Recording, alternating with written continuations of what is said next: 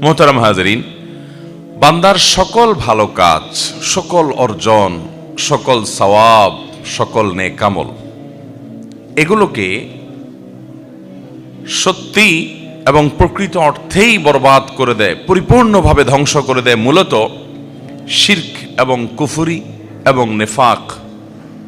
এটি যখন মুখরিজ আনিল মিল্লাহ পর্যায়ের হয়, অর্থাৎ কেউ যদি বড় শিরক এবং বড় কুফরি এবং বড় নেফাকে লিপ্ত হয়, তাহলে এই ব্যক্তির সমস্ত আমলগুলো বরবাদ হয়ে যায়। সে আগে যত যা করেছে ভালো কাজ সব মাইনাসে চলে যায়, সব ডিলিট হয়ে যায়। কুফরি বলা হয় অবিশ্বাসকে।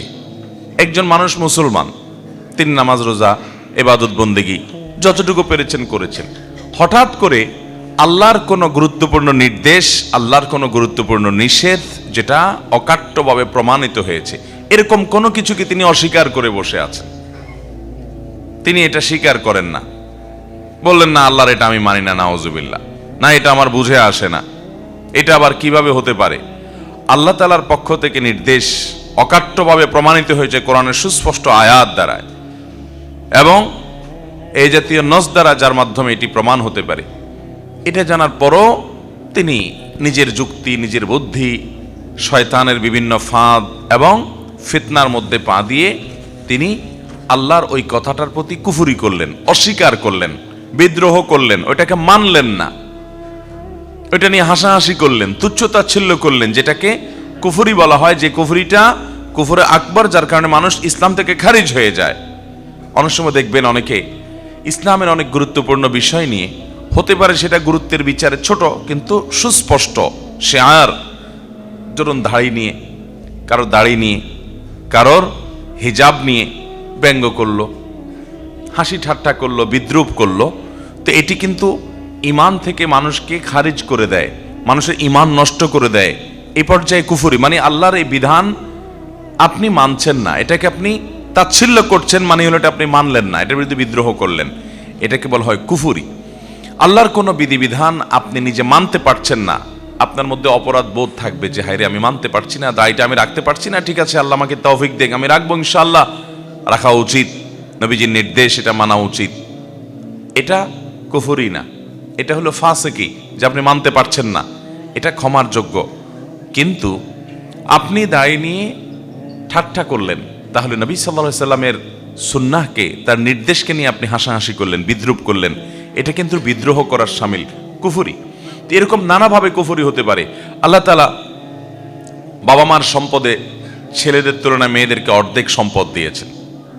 আপনি আল্লাহর নির্দেশকে নিজের বিবেক দিয়ে বুঝতে গিয়ে বলছেন না এটা আবার কেমন হয়ে গেল, আমি এটা মানি না, আমার ছেলে মেয়ে আমি সবাইকে সমান হারে দেবো, একটু বেশি বুঝলেন। আল্লাহ তাআলা যাকে যতটুকু দেওয়া দরকার তাকে ততটুকু দিয়েছেন। আল্লাহ তাআলা সমান অধিকার দেয় নাই, ন্যায্য অধিকার দিয়েছেন। সমান এক জিনিস আর ন্যায্য আরেক জিনিস, যার যতটুকু প্রয়োজন তাকে ততটুকু দিয়েছেন। সব জায়গায় সমান হলে ন্যায্যতা নিশ্চিত হয় না। আপনার দুইটা ছেলে মেয়ে, একটার বয়স 10 আর একটার বয়স 20, সমান সমান দিতে হলে 10 এবং 20 দুইজনকে একই সাইজের জামা দেওয়া লাগবে। সমান সমান দিতে গেলে 10 বছরেরটার অসুখ হয়েছে, আপনি নাপা খাওয়াচ্ছেন, 20 বছরেরটারও একটা নাপা খাওয়াই দিতে হবে, ওর অসুখ না হইলেও, কারণ সমান সমান দিতে হবে। এটা কি ইনসাফের কথা হলো? ইনসাফ হলো ন্যায্যতা, সমান না। আমাদের অনেকে সমান অধিকার খুঁজে বেড়ায়। হ্যাঁ, অনেক ক্ষেত্রে সমান অধিকার দরকার আছে, যেমন যেখানে সমান অধিকার দরকার আল্লাহ ওখানে সমান অধিকার দিয়েছেন, সমান প্রাপ্য আল্লাহ নিশ্চিত করেছেন। যেমন ভালো কাজ যখন আমরা করব, নারী হোক আর পুরুষ হোক, মর্যাদা সমানভাবে পাবে, নারী পুরুষের কারণে কোনো ভেদাভেদ হবে না। আল্লাহ তাআলা কোরআনে কারীমে বলেছেন, মান আমিলা সালিহাম মিনকুম মিন যাকারিন আও উনসা, তোমাদের মধ্যে নারী হোক আর পুরুষ হোক, যেই ভালো কাজ করবে, নেকামল করবে, ফালানুহিয়ান্নাহু হায়াতান তাইয়্যিবা, তাকে আমি পবিত্র জীবন দান করব এবং তার এই কর্মের সর্বোত্তম বিনিময় আল্লাহ তাআলা দান করবেন, সেও আল্লাহ করেছেন। তাহলে সমান অধিকার যেখানে দেওয়া দরকার আল্লাহ সেখানে সমান দিয়েছেন, কিন্তু অনেক জায়গায় ইনসাফ নিশ্চিত করবার জন্য সমান নয়, প্রয়োজন ন্যায্য অধিকার দেওয়া, আল্লাহ তাআলা সেটি দিয়েছেন। এখন আপনি বললেন কি না, পরিত্যক্ত সম্পদে কেন আল্লাহ তাআলা মেয়েদেরকে ছেলেদের অর্ধেক দিলেন, এটা তো জুলুম হয়ে গেল। আল্লাহর সাথে পাল্লা দিয়ে গোল্লা যাওয়ার ব্যবস্থা করলেন আর কি, বেশি পণ্ডিতই করলেন। এরকম কিছু বেশি পণ্ডিত আছে না নাই? ঈমান চলে যাওয়ার মতো কাজ করলেন, আল্লাহর বিধানকে আপনি অস্বীকার করলেন, পাত্তা দিলেন না, বিদ্রোহ করে বসলেন, এটাকে আপনি তাচ্ছিল্য করলেন, উড়াই দিলেন, সাথে সাথে আপনার কুফরি হয়ে গেল। এরকম নানাভাবে আমাদের কুফরি হয়, আমরা বুঝি না। আল্লাহর কাছ থেকে নির্দেশ নিষেধ এবং কোরআন হাদিসের নির্দেশ নিষেধ হিসেবে যেটি প্রমাণিত সুস্পষ্টভাবে, এরকম কোনো বিষয়কে অস্বীকার করলে, এরকম কোনো বিষয় নিয়ে হাসি তামাশা করলে, ঠাট্টা বিদ্রুপ করলে কুফরি হয়। কুফরের আরো বিভিন্ন প্রকৃতি আছে। এই জাতীয় কোনো কুফরে যদি কেউ লিপ্ত হয়, সাথে সাথে তার আমল বরবাদ হয়ে যায়। এ সম্পর্কে আল্লাহ রাব্বুল আলামিন কোরআন কারীমে সূরা মায়েদার ৫ নম্বর আয়াতে বলেছেন, ওমান ইয়াকফুর বাদাল ঈমান ফাকাদ হাবিতা আমালু। যে ব্যক্তি ঈমান আনার পর আবার কুফরি করলো, অস্বীকার করলো আল্লাহর কোনো কিছুকে, তাহলে সেক্ষেত্রে তার আমল বরবাদ হয়ে গেল। কুফরি করলো মানে হলো সাথে সাথে তার আমল বরবাদ হয়ে গেল, শেষ। অতএব ভাইরা আমার, আল্লাহ রাব্বুল আলামিনের প্রতি কুফরি যেন আমাদের কোনো আচরণ দ্বারা, কোনো কথা দ্বারা, কোনো বিশ্বাস দ্বারা না হয়, সেজন্য আমাদেরকে সতর্ক থাকতে হবে, সাবধান থাকতে হবে। আমান্না সাল্লামনা, ঈমানদারের কথা হলো আল্লাহ রাব্বুল আলামিনের আদেশ নিষেধের উপর আমি ঈমান আনলাম, মেনে নিলাম, আমার বুঝে আসুক বা না আসুক। আমি প্রায়শই একটি উপমা দেই, একটি কবিতা শুনাই। আল্লামা ইকবাল ভারত উপমহাদেশের অন্যতম ইসলামী জাগরণের মহাকবি এবং দার্শনিক, তিনি বলেছেন, जो समझ में आ गई वो फिर खुदा क्यों कर हुआ। আল্লাহর সব কিছু আপনি বুঝে ফেলেছেন, আপনার ব্রেন দিয়ে আপনি ক্যাপচার করে ফেলেছেন, তাহলে সে আল্লাহ হলো কিভাবে আবার? আপনি একটা সৃষ্টি আল্লাহর, একেবারে ক্ষুদ্রাতি ক্ষুদ্র সৃষ্টি। আল্লাহর কত বিশাল বিশাল সৃষ্টি আছে, এই চন্দ্র, এই সূর্য, এই গ্রহ নক্ষত্র, নবমণ্ডল, ভূমণ্ডল, কত বড় বড় সৃষ্টি আল্লাহর আছে। তার মধ্যে আপনি আমি, আমরা মানুষরা হলাম আল্লাহর একটা ক্ষুদ্র সৃষ্টি। তো ক্ষুদ্র সৃষ্টি হয়ে মহান স্রষ্টা কোন কাজ কেন নির্দেশ করেছেন, কোনটা কেন নিষেধ করেছেন, অমুকরে এত কেন দিয়েছেন, তমুকরে এত কেন দেন নাই, এই সব কেন যদি আপনি বুঝে ফেলতে চান আর বুঝে ফেলতে পারেন, তাহলে সেক্ষেত্রে আল্লাহর সাথে আপনার পার্থক্য থাকলো কি? আল্লাহকে আপনি বুদ্ধির মধ্যে ক্যাপচার করে ফেলছেন। আরে আল্লাহ তো সেই মহান সত্তা, যিনি এত সীমাহীন, যার আল্লাহ রাব্বুল আলামিনের যে সত্তা, তার যে নির্দেশ এবং নিষেধের যে ব্যাপ্তি, সেটার যে রহস্য, সেটা এত সীমাহীন যে বান্দা হিসাবে আমরা তার সব কিছুর সকল যৌক্তিকতাকে আমাদের বিবেক বুদ্ধি দিয়ে রপ্ত করে ফেলতে পারবো, এটা কোনোদিনই সম্ভব হতে পারে? একজন মালিক আরেকজন শ্রমিক, ধরেন কথার কথা, আপনার একজন ড্রাইভার আছে, একজন পিয়ন আছে, আপনি একটা বড় ফ্যাক্টরির মালিক, বড় ইন্ডাস্ট্রির মালিক, কোটি কোটি টাকা আল্লাহ আপনাকে দিয়েছেন, অনেক শত শত হাজার হাজার লোকজন আপনি চালান।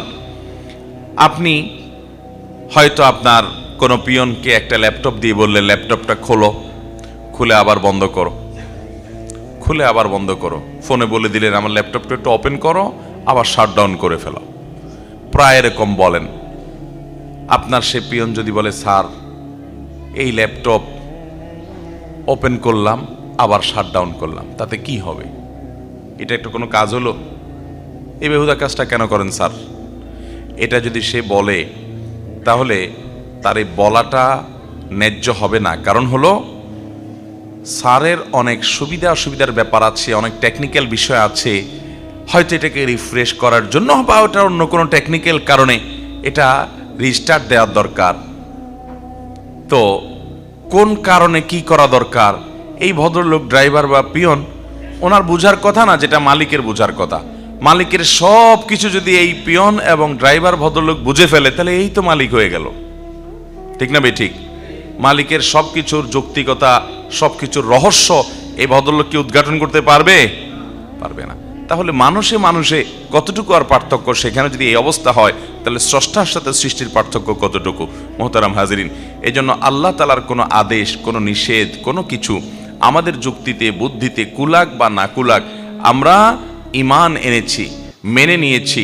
আল্লাহ তাআলার আদেশ নিষেধের মধ্যে যৌক্তিকতা, উপযোগিতা এটা অবশ্যই আছে। তিনি হাকিম, রহস্য ছাড়া, হিকমা ছাড়া, প্রজ্ঞা ছাড়া তার কোনো আদেশ নিষেধ, অনর্থক কোনো কিছু তিনি করেন না। তিনি ফালতু কোনো কথা বলেন না। সেটা হয়তো আমার বুঝে আসছে না, পরের জেনারেশনে বুঝে আসবে। আজ থেকে শত শত বছর আগে, হাজার বছর আগে কোরআনের অনেক আদেশ নিষেধের যথার্থতা তখনকার মানুষরা বুঝে নাই, আমরা বুঝতেছি এখন। আছে না না এরকম বহু বিষয়? দিনে 5 বার ওযু। আচ্ছা বলেন তো, দিনে 5 বার ওযু করা, আবার প্রত্যেকবার ওযুতে 3 বার করে হাতের কবজি পর্যন্ত ধোয়া, আগে হাতের কবজি ধুয়ে তারপর অন্যান্য কাজগুলো করা। তখনকার সাহাবীদের আমলে, মক্কা মদিনাতে যে সাহাবীরা ছিলেন তাদের আমলে মানুষ ছিল অল্প কিছু, সামান্য হাতে গোনা কিছু মানুষ ছিল একটা শহরের মধ্যে। এত মানুষের গ্যাদারিং ছিল না, এত রোগ জীবাণু এগুলোর এত বেশি আপনার আজকের মতো যেরকম ব্যাপ্তি থাকে ছড়িয়ে পড়ে এসব ছিল না। সাহাবায়ে কেরাম রিদওয়ানুল্লাহি তাআলা আলাইহিম আজমাইন, সেই মহামনীষীরা ওই সময় এটার যৌক্তিকতা যদি খুঁজতে যেতেন তাহলে তাদের কাছে যৌক্তিকতা প্রকাশিত প্রমাণিত নাও হতে পারত, যে আল্লাহ আবার এটা কেন বললেন। কিন্তু আল্লাহ রাব্বুল আলামিন তাদেরকে এই যে আদেশ, এই যে নিষেধ করেছেন, ওযু করতে নির্দেশ করেছেন, তাদের বুঝে আসছে বা না আসছে, তারা সেটাকে মেনে নিয়েছেন। আজকে আমরা জানি যে রোগবালাই থেকে, জীবাণু থেকে, বিভিন্ন রকমের ক্ষতিকর বিষয় থেকে বাঁচার জন্য আমাদের ঘন ঘন হাত ধোয়া দরকার। এখন করোনা এসে আমাদেরকে বলছে যে হ্যাঁ, হাত ধুইতে হবে ঘন ঘন, হাত ধুইতে হবে ঘন ঘন। এখন হাত ধোয়া যে অনেক দরকারি কাজ এটা আমরা বুঝছি, অথচ তখনকার মানুষরা এটা বুঝতে, ইসলামের অনেক বিষয় আছে যেগুলোকে হয়তো আগামী আরো 1000 বছর পরে মানুষ বুঝবে, আরো 500 বছর পরে মানুষ বুঝবে, কিন্তু ইমানদার তার বুঝে আসুক বা না আসুক তার বুঝের উপরে নির্ভর করবে না। আমার বুঝে আসলে তারপরে মানবো, তাহলে তো বুঝের গোলাম হলাম, আল্লাহর গোলাম হলাম না। আল্লাহ তাআলার আদেশ নিষেধকে আমি মেনে নিলাম, এটাকে বলা হয় ঈমান, এটাকে বলা হয় সারেন্ডার, এটাকে বলা হয় ইসলাম। মোহতারাম হাজিরিন, এই জন্য একজন মুসলমান তিনি কুফরি থেকে বেঁচে থাকবেন। আল্লাহর কোনো আদেশ নিষেধ নিয়ে সন্দেহ, সংশয়, কপটতা, কুফরি, অস্বীকৃতি এগুলো যেন কখনো না আসে। যদি আসে সকল আমল বরবাদ হয়ে যাবে। আমল বরবাদ হওয়ার জন্য আরেকটা বিষয়ের দায় আছে অনেক বড়, সেটি হলো শিরক। কুফরিরই ওই ক্যাটাগরির আরেকটি অপরাধ, আরেকটি পাপ, যেটি ক্ষমার অযোগ্য যদি কেউ এটি করে তওবা ছাড়া মারা যায়। আর যদি এটি করার পর কেউ তওবা করে আল্লাহ তাআলা মাফ করে দিবেন। অনেক মুসলিম ভাইরা আছি আমরা, অনেক বোনরা আছেন আমাদের, যারা শিরকে লিপ্ত হন, আল্লাহর ইবাদত করেন, আবার আল্লাহর পাশাপাশি হয়তো কোনো মানুষের, কোনো কবরের, কোনো মাজারের, কোনো আপনার অলৌকিক শক্তির পুজো করেন, উপাসনা করেন, তার কাছে প্রার্থনা করেন, তার কাছে সাহায্য চান। এরকম রোগবালাই, এরকম শিরকের এই বদ অভ্যাস আমাদের দেশে অনেক মানুষের মধ্যে আছে না নাই?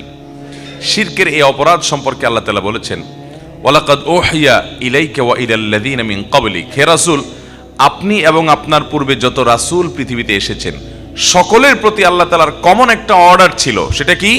লাইন আশরাকতা লা ইয়াহবাতান্না আমালুক, যদি আপনি শিরকে লিপ্ত হন, রাসূল সাল্লাল্লাহু আলাইহি ওয়াসাল্লামকে আল্লাহ বলছেন, আপনি নিজে শিরকে যদি লিপ্ত হন, নবী হয়ে, রাসূল হয়ে যদি কেউ আল্লাহর সঙ্গে শিরকে লিপ্ত হয়, লা ইয়াহবাতান্না আমালুক, তাহলে আপনার যত আমল আছে, ভালো কাজ আছে, সব বরবাদ হয়ে যাবে। ওয়ালা তাকুনান্না মিনাল খাসিরিন, এবং আপনি ক্ষতিগ্রস্তদের কাতারে শামিল হবেন, লুজার হবেন, সব হারিয়ে আপনি কপাল পোড়া, দুর্ভাগা, হতভাগা হয়ে যাবেন, ক্ষতিগ্রস্ত হয়ে যাবেন। মোহতারাম হাজরিন, এই আয়াত বলছে যদি কেউ শিরকে লিপ্ত হয় তাহলে তার সমস্ত নেক আমল নষ্ট হয়ে যায়। এই জন্য শিরকের ব্যাপারে আমাদের সাবধান থাকতে হবে। আমাদের দোয়া সন্তান না হলে, ব্যবসা বাণিজ্য ভালো না হলে, বিপদ আপদ দূর না হলে, রোগবারাই ভালো না হলে, তারপর আমাদের দাম্পত্য জীবনে সুখ শান্তি না হলে, যেই কোনো সুবিধা অসুবিধা, চাওয়া পাওয়া, এগুলোর জন্য আমরা হাত তুলব, প্রার্থনা করব একমাত্র কার কাছে? আল্লাহ রাব্বুল আলামিনের কাছে। আল্লাহর পাশাপাশি যদি আপনি অন্য কাউকে শরীক বানান, আরো কারোর কাছে আপনি দোয়া করেন, প্রার্থনা করেন, তাহলে এটা হবে শিরক। ঠিক একইভাবে আমাদের সেজদা, আমাদের রুকু, আমাদের নামাজ, এটা কার উদ্দেশ্যে হবে? আল্লাহর উদ্দেশ্যে। এখন আপনি কোনো কবরে গিয়ে, কোনো মাজারে গিয়ে সিজদা করলেন, সেখানে গিয়ে আপনি রুকু করলেন, সেখানে গিয়ে নামাজ পড়লেন, তাহলে এটা হলো শিরক, এবং এই শিরকের কারণে আপনার আমল বরবাদ হতে পারে। এজন্য মোহতারাম হাজিরিন, শিরক এবং কুফর, আল্লাহর কোনো বিধানকে বা আল্লাহর শরীয়তকে, আল্লাহর আদেশকে অস্বীকার করা, কিংবা আল্লাহর ইবাদতের পাশাপাশি অন্য কারো শরীক করা, এগুলো আমাদের আমলগুলোকে বরবাদ করে দেয়। এই বরবাদ করে দেওয়া বিষয়টি, শিরক এবং কুফর থেকে আমরা বেঁচে থাকার চেষ্টা করবো তো ইনশাআল্লাহ। আল্লাহ তাআলা আমাদেরকে তৌফিক দান করুন। আজান হচ্ছে, আমরা আজানের জবাব দিয়ে নিই, তারপর ইনশাআল্লাহ আমরা বাকি আলোচনা কন্টিনিউ করব। আজানে মুয়াজ্জিন সাহেব যা যা বলে সাথে তা বলতে হয়, এটা আজানের জবাব। আল্লাহু আকবার, আল্লাহু আকবার, আল্লাহু আকবার, আল্লাহু আকবার।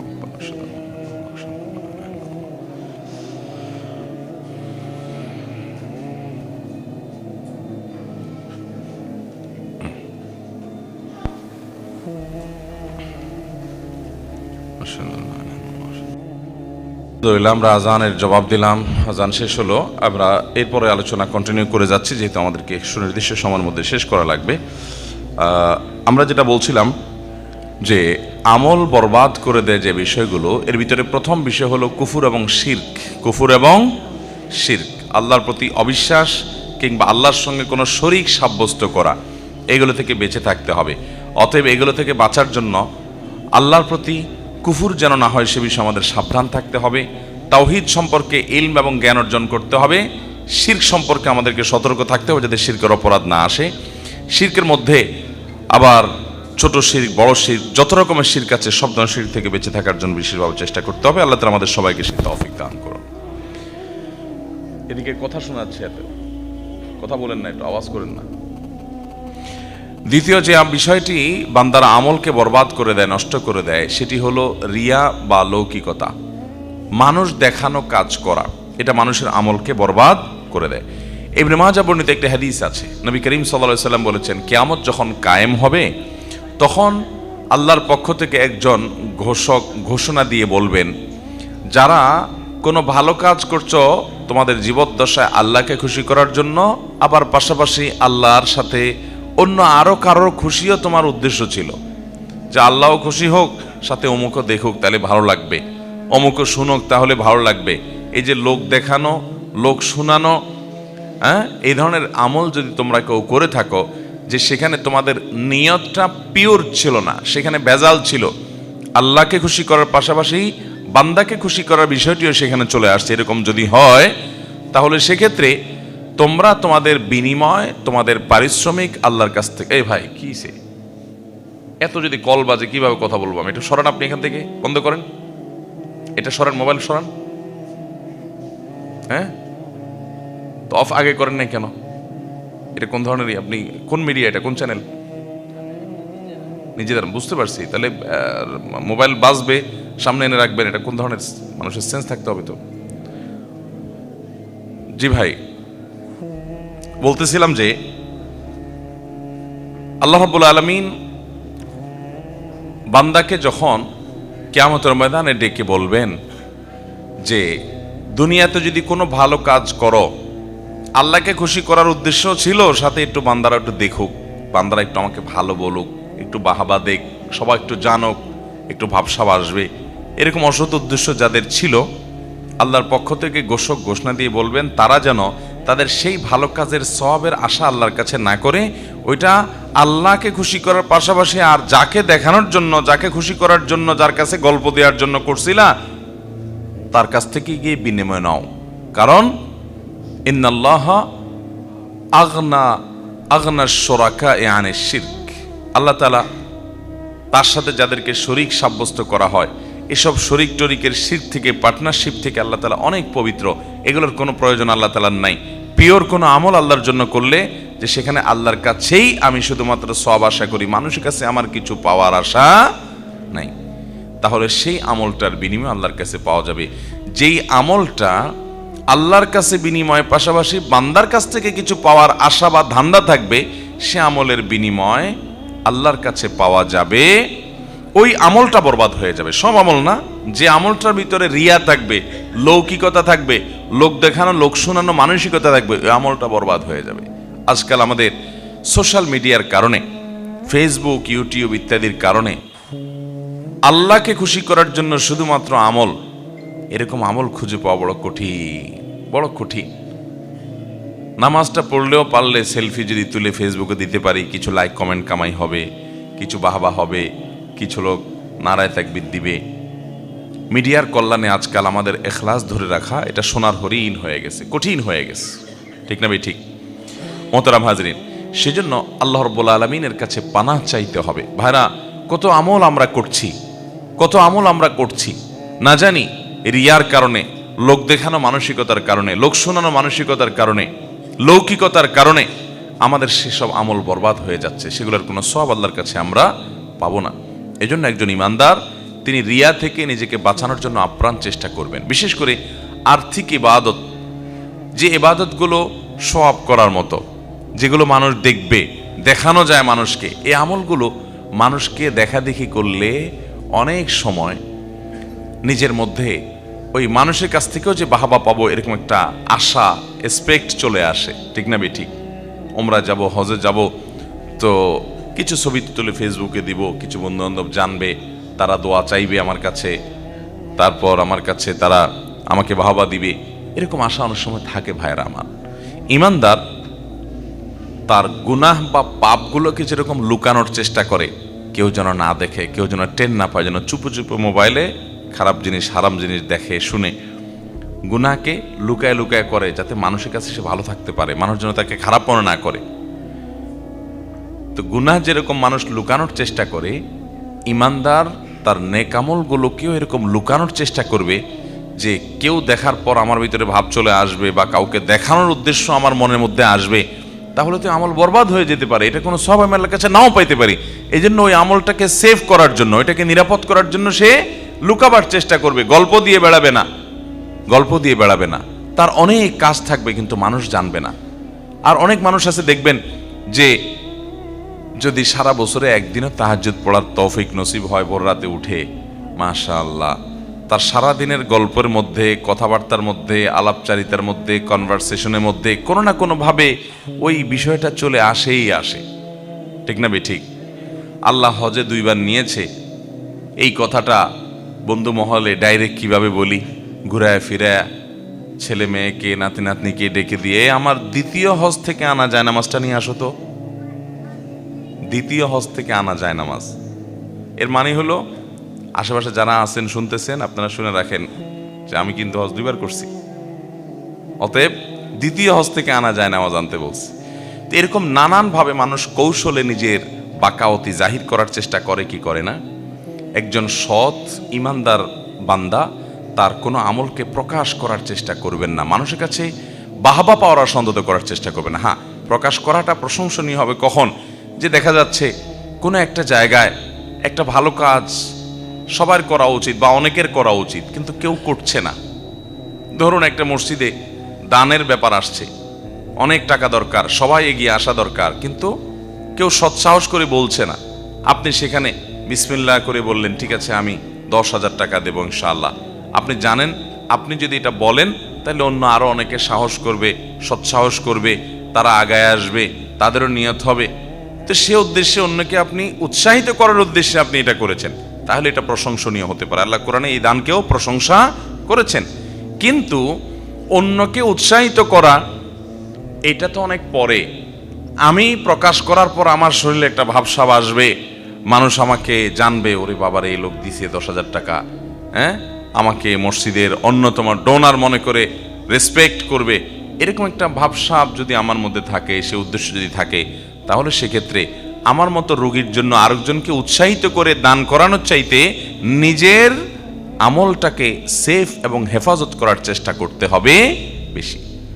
আমরা আমল করে, ভালো কাজ করে গল্প দেওয়ার মানসিকতাটা পরিহার করতে হবে। এটা আমাদের মধ্যে প্রচণ্ড রকম আজকাল ঝেঁকে বসেছে, ব্যাধি আকার ধারণ করেছে। এটাকে বলা হয় শিরকে আসগার আল খাফি। নবী করিম সাল্লাল্লাহু আলাইহি সাল্লাম বলেছেন, শুনো, সকল নবী রাসূলগণ দাজ্জালের ব্যাপারে মানুষকে সাবধান করেছেন, তার উম্মতদেরকে, যে খবরদার কিয়ামতের আগে দাজ্জালের ফিতনা আসবে, যে দাজ্জাল পৃথিবীতে অনেক অলৌকিক ক্ষমতা তার থাকবে, এই ক্ষমতাগুলো দেখে মানুষ ইসলাম থেকে দূরে সরে যাবে। আজকাল দেখবেন যে তথ্য প্রযুক্তি, টেকনোলজির উন্নতির সময় অনেক স্কুল কলেজ পড়ুয়া ভাই বোনেরা অনেক সায়েন্স বা আপনার বিজ্ঞান সম্পর্কে জানাশোনার পর, বিজ্ঞানের উন্নতি অগ্রগতি দেখার পর অনেকে রীতিমতো আখিরাত সম্পর্কে, আল্লাহ সম্পর্কেই সন্দেহের মধ্যে পড়ে যায়, মনে করে যে এই সব বুঝি। তো দাজ্জাল যখন আসবে তার কাছে আরো অলৌকিকত্ব থাকবে, মানুষ ধোঁয়াশার মধ্যে পড়ে যাবে। এই জন্য সকল নবী রাসূলগণ সাবধান করেছেন, দাজ্জালের ফিতনা আসবে, ঈমান হারা হইও না তোমরা এসব ভেলকিবাজিতে। এসব অলৌকিকতা দেখে লাইফটা একেবারে ইজি হয়ে যাবে। রিমোট তো হচ্ছে, রিমোটের চাইতে আরো সামনে অনেক আপ টু ডেট আরো অনেক কিছু হবে এবং একক ক্ষমতা সব চলে আসবে।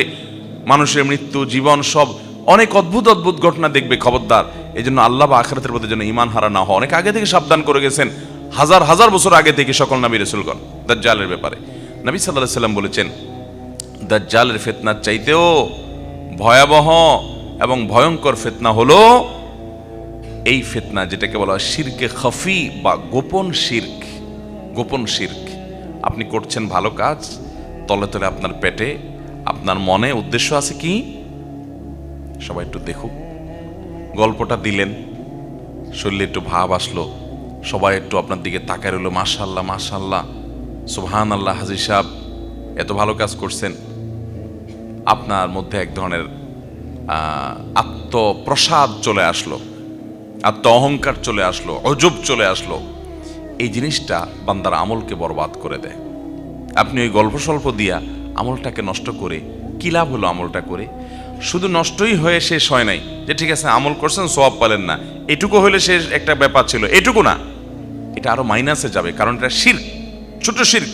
নবী সাল্লাল্লাহু আলাইহি সাল্লাম বলেছেন, দাজ্জালের ফিতনা যত ভয়ঙ্কর, তার চাইতে বড় ভয়ঙ্কর আমি তোমাদের উপরে ভয় করি, একটা সময় তোমাদের মধ্যে এরকম ছোট শিরক ঝেঁকে বসবে। এই যে ফেসবুক, এই যে হোয়াটসঅ্যাপ, এই যে ইউটিউব, এই যে টিকটক, লাইকি ইত্যাদি সোশ্যাল মিডিয়া, এগুলোর কল্যাণে মানুষ যে কোনো ভালো কাজকে প্রচার করার যে সুযোগ তৈরি হয়েছে আজ, নবী সাল্লাল্লাহু আলাইহি সাল্লামের যুগে তো এগুলো ছিল না, কিন্তু তিনি তখন সাবধান করে গেছেন, একটা সময় আসবে যখন তোমরা আমল করবে কিন্তু উদ্দেশ্যের মধ্যে অসততা এত বেশি আসবে যে দাজ্জালের ফিতনার চেয়ে ভয়ঙ্কর হবে। সেটা আজকে আমাদের জনে জনে ঘরে ঘরে হয়ে গেছে।